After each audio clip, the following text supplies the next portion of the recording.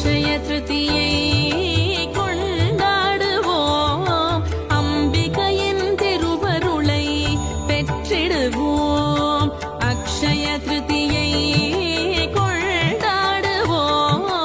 அபரிமிதமாகவே அருளை பெறுவோம் அக்ஷய திருதியை கொண்டாடுவோம் அம்பிகையில் திருவருளை பெற்றிடுவோம்